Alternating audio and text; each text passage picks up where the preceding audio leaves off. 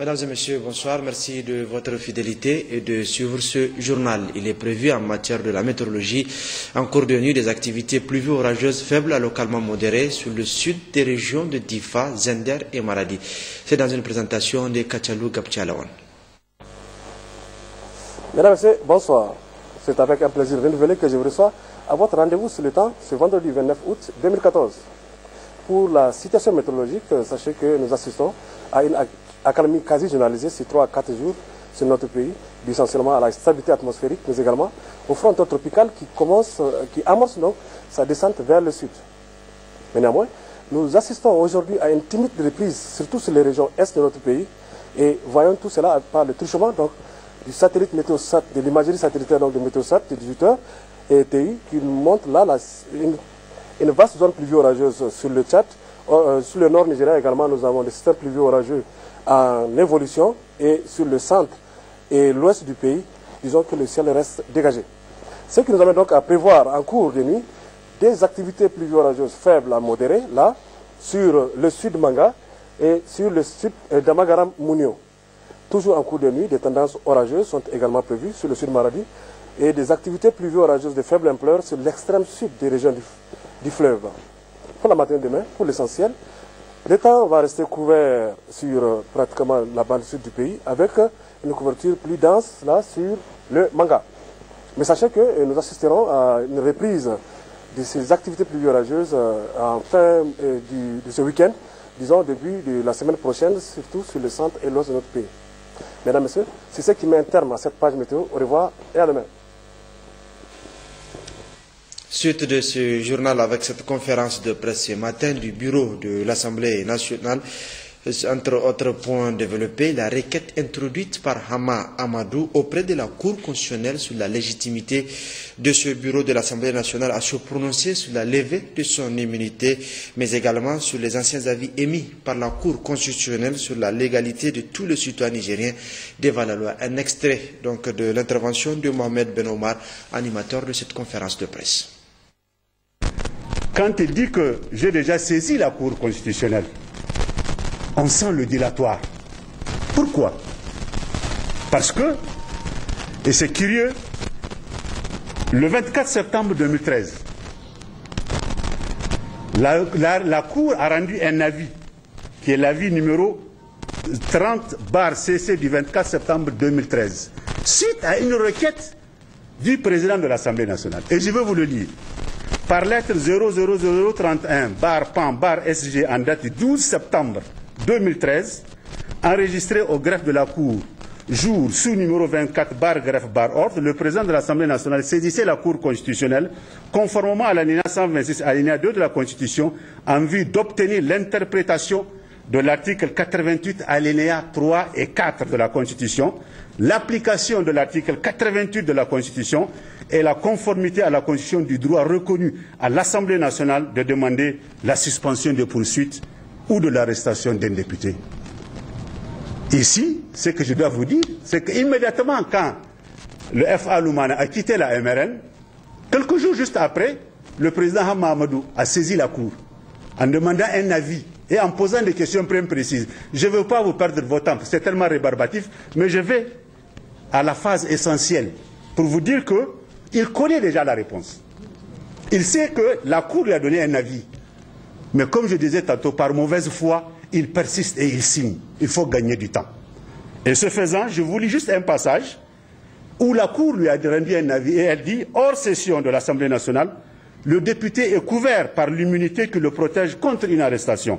Cette arrestation ne peut intervenir qu'avec l'autorisation du bureau de l'Assemblée nationale. Cependant, le député peut faire l'objet de poursuites. Je crois qu'on ne parle pas chinois, nous parlons français. Et c'est assez clair. Mohamed Ben Omar, 4e vice-président de l'Assemblée nationale, que vous trouverez son intervention dans son intégralité en partie magazine de ce journal. Dans l'affaire dite des bébés importés toujours, les derniers développements ont prouvé que le Niger est un état de droit où la justice est totalement indépendante vis-à-vis de l'exécutif. Pourtant, certaines personnalités impliquées dans l'affaire ont tenté d'user de leur position pour échapper à la justice nigérienne. Dossier signé Moussa Yahya. Dans l'affaire dite des bébés importés, La réaction unanime des leaders d'opinion depuis le début a consisté à appeler la justice à aller jusqu'au bout et surtout en toute équité, sans discrimination entre les personnes impliquées, parmi lesquelles l'on compte des personnalités politiques. C'est un réseau en fait de faussaires et où les gens, on ne sait pour quelle raison, et ils ont été amenés à développer une telle ignominie dans ce qui se passe aujourd'hui et j'allais dans ce monde. Parce que c'est quand même surprenant et de se rendre compte que finalement notre degré d'inhumanité a atteint un tel point qu'on peut arriver jusqu'à ce genre d'exercice. En fait, ils cherchent quoi? Nous, c'est une question qu'on est en train de nous poser. C'est quoi l'objectif? Que gagne quelqu'un qui va aller simuler une naissance et supposer avoir accouché et avoir des enfants qui ne sont véritablement pas de lui et qui va devoir les élever, les entretenir pour qu'ils grandissent sous son nom, sous son toit, et pour quel objectif? Donc c'est pour ça que nous avons estimé que pour notre part, j'ose espérer que notre système judiciaire, qui a pris en charge aujourd'hui ce dossier, veillera à ce qu'il y ait équité dans le traitement de ce dossier, veillera à ce que les uns et les autres ne travaillent pas à travestir le cadre de ce dossier. Et ça, c'est une chose qui est vraiment inhumaine, et dégradante et cruelle, puisqu'on ne sait pas en fait l'objectif visé à ces phénomènes. Ce que je ne peux pas comprendre, que des personnalités aillent dans un pays voisin nous amener des enfants dans ces pays qui, demain, vont nous diriger.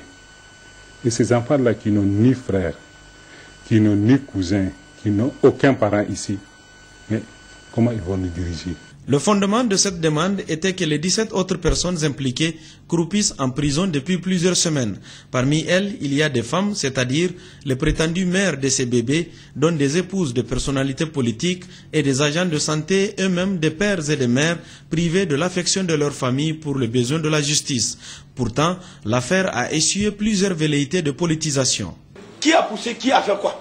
Est-ce que quelqu'un est venu prendre la main de quelqu'un pour l'amener, pour qu'on se retrouve finalement avec une situation comme celle dans laquelle ils se sont retrouvés? En vertu de quoi on va politiser ce dossier? On va voir en ce dossier de la politique.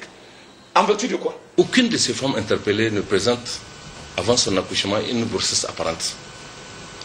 Aucune de ces femmes interpellées n'a effectué de consultation prénatale au Niger. Toutes les femmes auraient accouché de leur bébé au Nigeria. Tous les bébés sont rentrés au Niger par la route. Il y a énormément d'indices qui nous permettent de dire aujourd'hui que ces faits peuvent être qualifiés de supposition d'enfants. Ce souci de justice et d'équité ne semblait se heurter à aucun obstacle, puisqu'au départ, les acteurs eux-mêmes clamaient leur confiance en la justice et se disaient disposés à coopérer, même si à l'évidence il s'avère qu'il s'agissait d'une confiance teintée de mauvaise foi. Malgré tous les blocages que ça a entraîné au niveau de l'Assemblée, on persiste encore et on pose les mêmes actes. Maintenant, on arrête la femme du président de l'Assemblée nationale, on l'accuse d'avoir acheté des enfants au Nigeria sans qu'on nous ait jamais présenté les reçus. Nous sommes tout à fait informés de toutes les pressions qui sont exercées sur le juge pour demander à arrêter le président de l'Assemblée nationale. Mais le juge a un esprit indépendant, Dieu merci. Il essaie de faire le travail avec l'objectivité qui convient. C'est donc tout logiquement que le gouvernement, soucieux de faire respecter l'égalité des Nigériens devant la loi et décidé à lutter contre l'impunité, a bien voulu faire suite à l'appel unanime. Ainsi, après l'arrestation du ministre d'État Abdoul Abo la semaine dernière, suivi de la réponse favorable du bureau de l'Assemblée nationale à la requête du gouvernement aux fins de mettre le député Hama Amadou à la disposition de la justice, plus personne n'est épargné dans cette affaire. Coup de théâtre, ceux qui se disent confiants et disposés à être entendus par le juge se comportent autrement.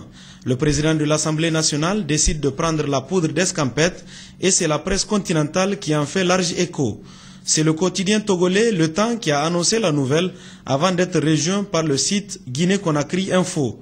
Quant au quotidien burkinabé Le Pays, il souligne que le Niger vient une fois de plus d'administrer une belle leçon de démocratie et d'indépendance de sa justice quelques années seulement après l'épilogue mémorable du Tazarché. Cette justice nigérienne qui a donné tant de gages de son indépendance est encore mise devant ses responsabilités par des Nigériens de tous horizons afin qu'elle mène cette affaire à bon port. Par rapport à cette situation que nous avons déplorée, une situation lamentable par rapport donc au trafic des bébés, nous nous sommes dit que l'État doit prendre ses responsabilités, toutes ses responsabilités. On ne doit pas laisser les gens impunis. Le réseau doit être démantelé. La justice doit faire son travail. On ne doit pas mettre des sentiments dans cette affaire. Tout celui qui a trafiqué un bébé doit aller à la justice. Nous voulons que justice soit rendue. Il n'est pas normal qu'il y ait des gens qui sont écroués pour les mêmes motifs et qu'au même moment, d'autres sont à liberté. Il faut qu'il y ait l'équité. Il faut que tous ceux qui sont impliqués dans ce sale dossier subissent les rigueurs de la loi. En tout cas, un pas important est franchi dans le traitement de cette honteuse affaire de trafic de bébés. Il serait de bon ton d'aller au bout du processus pour que toutes les personnes impliquées répondent de leurs actes. Relativement à cette affaire de bébés importés, les oulémas se sont également prononcés sur cette question d'actualité, notamment sur les faits qui se sont déroulés ces 48 heures. Pour chaque calibre prédicateur, il faut éviter de semer la confusion dans l'esprit des fidèles. Au nom de Dieu, le tout miséricordieux, le très miséricordieux, Seigneur de l'univers, j'atteste qu'il n'y a d'autres divinités autres que lui, et j'atteste que Mohammed est son ultime envoyé à toute l'humanité toute entière en tant qu'avertisseur annonciateur. Le terme hijra est un arabe, adopté dans nos langues nationales pour signifier exil, afin d'échapper à des menaces de sources diverses. Dans le cas du prophète sallallahu alayhi wa sallam, que la paix et la bénédiction de Dieu soient sur lui ainsi que sur sa famille et ses compagnons, il a effectivement effectué l'hégire pour échapper aux menaces des mécréants qui jurent de le mettre à mort, pour avoir dit une seule phrase qui est la ilaha illallah Muhammadur Rasulullah sallallahu alayhi wa sallam. Et tenez bien, il n'a commis aucun acte répréhensible en dehors de la profession de la foi et de la défense de Dieu. Il faut préciser qu'il existe des conditions claires et précises pour parler des hijra, des voyages et des retraites spirituelles.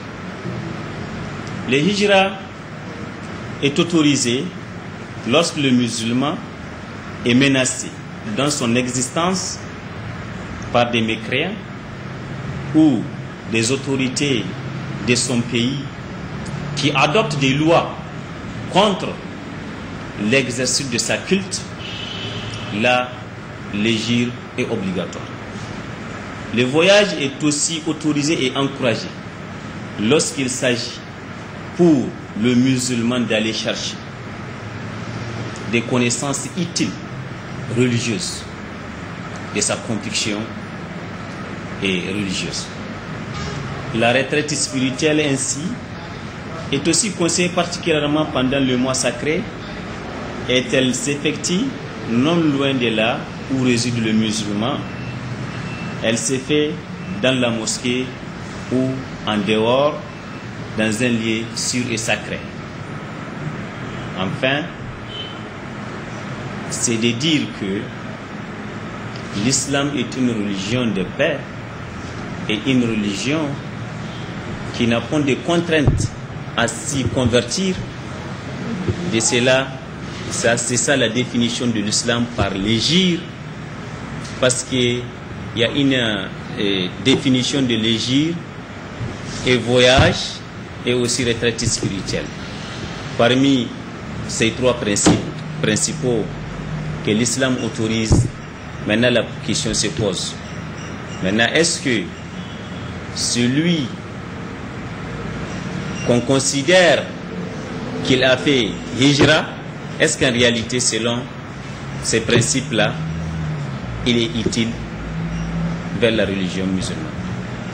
Assalamu alaikum wa rahmatullahi wa barakatuh.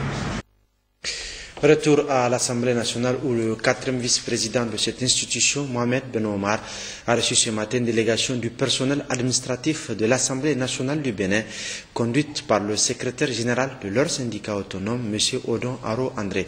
Il est interrogé à la sortie de l'audience par Baka Hajara et Issa Kaïssa. La visite de cette délégation béninoise s'inscrit dans le cadre du renforcement des relations entre les personnels des deux institutions sœurs. Au cours de la rencontre, ce fut tout d'abord au chef de la délégation de prendre la parole pour souligner l'hospitalité légendaire du peuple nigérien avant de mettre un accent sur l'objectif assigné à ce déplacement du Niger. Depuis mercredi, une délégation béninoise du personnel de l'Assemblée nationale du Bénin est sur le territoire nigérien dans le cadre d'une excursion. Et au-delà du tourisme, il est normal quand même qu'il y ait quelques échanges entre le personnel de l'Assemblée du Bénin et de l'Assemblée du Niger. C'est dans ce cadre qu'on a rencontré donc que le 4e vice-président de l'Assemblée nationale du Niger nous a accordé cette séance d'échange rapide. L'échange, c'est d'abord présenter la délégation du Bénin et à l'autorité. Et l'autorité a profité donc pour nous présenter, pour nous souhaiter un bon séjour et nous dit qu'il y a une équipe qui est mise à notre disposition pour avoir toutes les informations possibles dont on aurait besoin. Informations sur le mode de travail au niveau de l'Assemblée nationale du Niger et les expériences qu'on pourrait éventuellement tirer pour améliorer nos renforcements de capacités au Bénin. Le vice-président de l'Assemblée nationale, Ben Mohamed Omar, après leur avoir souhaité la chaleureuse bienvenue, a martelé sur le lien de fraternité qui existe déjà entre nos deux pays et surtout l'intégration sous-régionale dont nos deux présidents sont des fervents défenseurs. La réunion extraordinaire de l'Assemblée des ministres de la Santé et de la Communauté économique des États de l'Afrique de l'Ouest CEDEAO a été tenue à Accra, capitale du Ghana. Le ministre de la Santé publique, Manu Agali, a pris part à cette rencontre importante qui s'est penchée sur la fièvre hémorragique à virus Ebola qui sévit en Afrique de l'Ouest. Envoyés spéciaux Fatih Lankwande et Yahya Rabo. Cette réunion s'est tenue dans le contexte où l'Organisation mondiale de la santé OMS a déclaré l'épidémie de la maladie à virus Ebola comme une urgence de santé publique de portée internationale. Cette déclaration interpelle tout un chacun à prendre des mesures conséquentes pour arrêter l'épidémie et c'est l'une des raisons pour laquelle l'Afrique de l'Ouest se mobilise pour mener un combat sans merci à la maladie à virus Ebola. La réunion des ministres de la Santé et des pays membres de la CEDEAO d'Accra rentre dans ce cadre. L'ouverture des travaux a été présidée par le président du Ghana, John Dramani Mahama, qui a souligné que le virus Ebola a fait des victimes.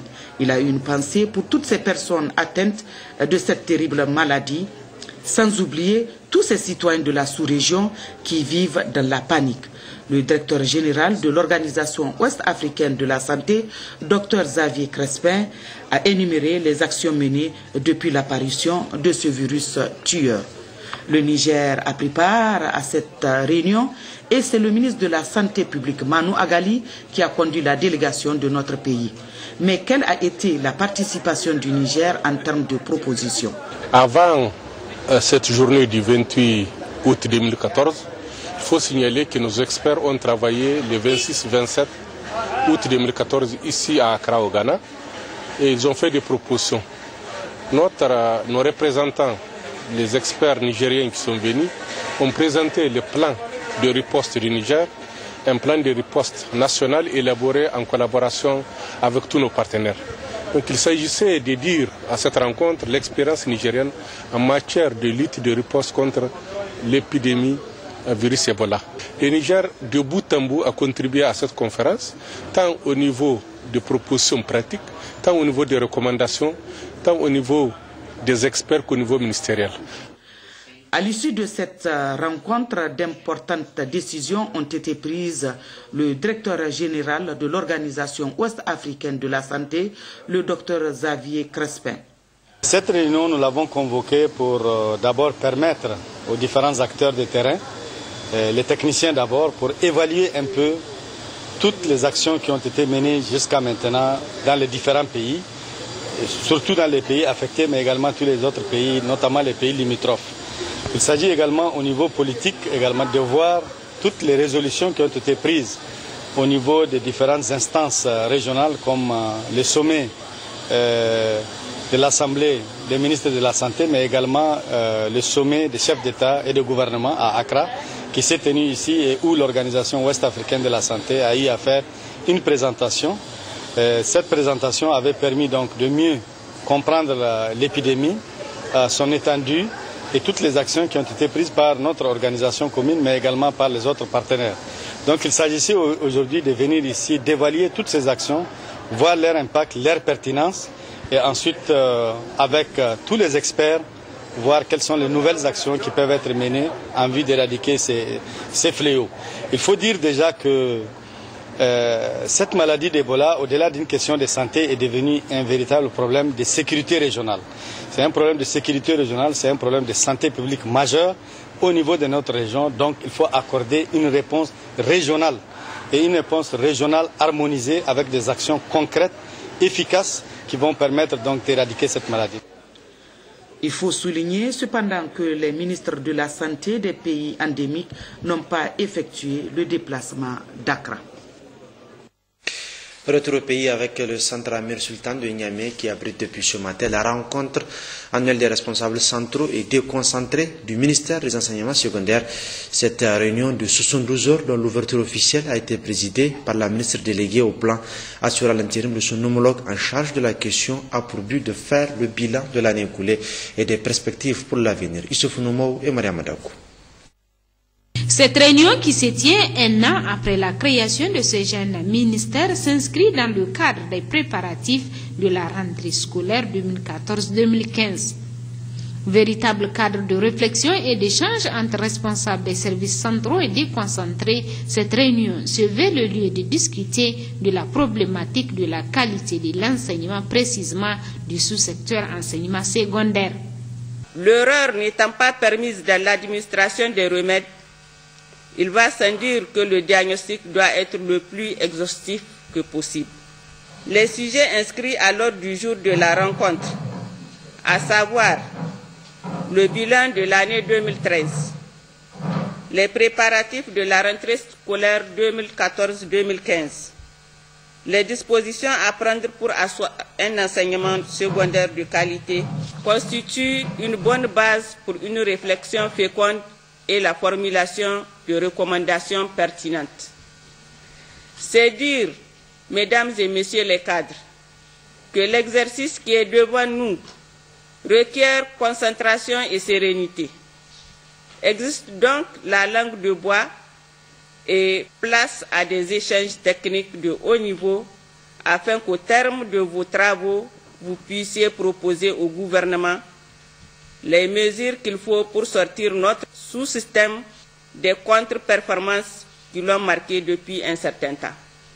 Le secrétaire général de la région de Niamey, quant à lui, s'est réjoui de la tenue de ces assises qui vont évoquer tous les problèmes qui minent au sous-secteur de l'enseignement secondaire. Il est à noter qu'à l'issue des travaux de cette première réunion annuelle, les participants formuleront des propositions qu'ils soumettront au gouvernement dans l'optique d'améliorer la qualité de l'enseignement du sous-secteur. L'autorité de régulation des télécommunications et de la poste ARTP a animé ce matin une conférence de presse à son siège. Cette conférence de presse est relative aux décisions de sanctions prises à l'encontre des opérateurs de téléphonie mobile qui ne respectent plus les règles depuis un certain temps. Et c'est le président du Conseil national de l'autorité de régulation des télécommunications et de la poste qui a animé cette conférence de presse. Mariam Bandouaki et Youssouf Suleiman. L'autorité de régulation des télécommunications et de la poste a pour mission de promouvoir le développement efficace du secteur.